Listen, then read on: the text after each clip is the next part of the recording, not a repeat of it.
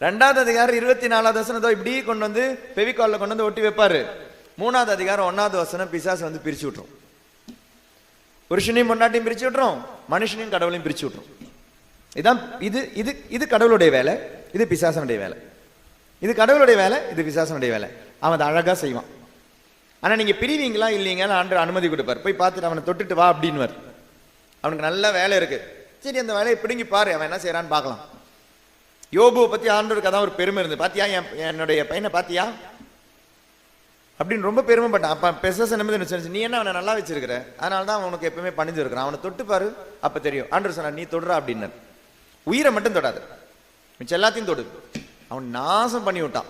ஆனா யோபு ஆண்டவர்கிட்ட பிரியவில்லை, எல்லாத்தையும் ஆண்டவர் திருப்பி கொடுத்தார்.